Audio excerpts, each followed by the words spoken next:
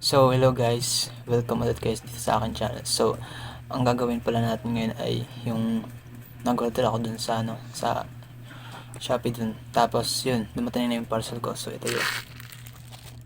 So, tara, buksan natin kung ano naman ito.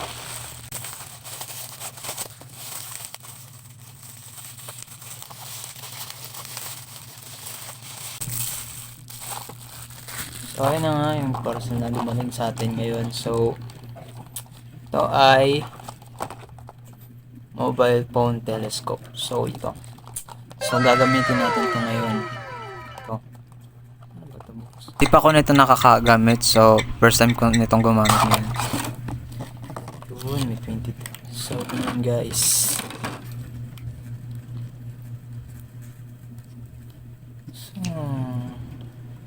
kaya nito. So, ito nga yun guys, yung ano natin. Yung gagawin natin ngayon. So, dito, gagawa ako ng video. Ngayon, tapos, hahanap ako ng place na pwedeng magagamitan nito. So, tingnan natin kung gaano to kaganda. So, tara, guys, samahan niyo ako. A few moments later. Yan nga guys, itry nga natin to. So, hahanap pa tayo nga ng place. So, dun tayo sa, sa patio. So, skip na lang to. Tara, punta tayo. Naglalakad na nga pala ako pumunta dun sa may patio. So, ito na. Dala ko na yung gagamitin natin. Kakagising ko nga lang guys. So, mukha akong burat dyan. Kupal ka ba? So, malapit na tayo guys. So, dito na tayo magsisimula ng video natin. So, sila nga una nating biktima kasi pinagpapraktisan ko pa lang naman yung kamerang to. Kaya, ayan, medyo malabo-labo pa unti. So, ayan, habang ina-adjust ko, sila yung pinagpapraktisan ko. Total, naglalandian lang naman sila dyan. So, hindi nila alam na nagbibideo pala ako. So, shoutout sa inyo dyan dalawa. Tinamay ko na rin pala dito yung dalawang nasa gilid. So, ayan. Couple time. Talo! So, dapat yung pagkakamera mo dito dapat hindi magalaw. Kasi pag magalaw yung pagkakamera mo, parang malikot. Kasi naka-zoom na yung camera mo. Kasi pag naka-zoom na, parang masyado nang magalaw yun. Kahit konting alog mo lang ganun. Kanina pa tong dalawa, lagyan nga natin ng music. Play the music!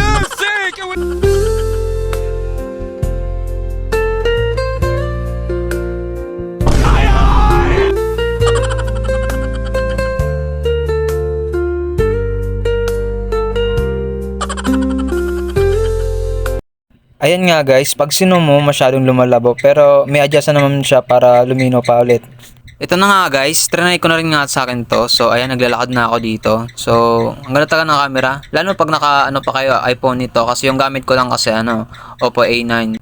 So medyo pa yung nito, camera. Pero pag mga mga mataas na yung pang camera nyo, like iPhone o Samsung, ganun. Yung mataas na quality ng camera, mas lalong nilinaw yan. So ayun na nga ako. So pabalik na ako dito. Parang mukhang tambay lang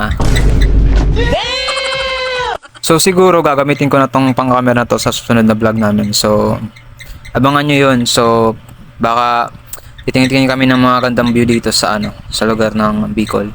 Doon nga natin pupuntahan, doon naman tayo sa Hyperlane, doon naman tayo magbibideo. A few moments later. So ayun na nga guys, malapit na tayo sa Hyperlane. So dito nga yung bilyan ng street foods tas yung mga pagkain. So ayan, kunti pa lang yung mga tao dito. So dito na yung mga kuha ko. So bibilisan ko na lang para matapos na yung video natin dito. 2 hours later. So natapos na nga guys yung gagawin natin. So i-edit ko na lang yun. So pakitingnan na lang dun sa short videos ng YouTube natin yung result nun. Hanggang dito na yung vlog ko. So maraming salamat sa inyo. So God bless sa inyo. So bye!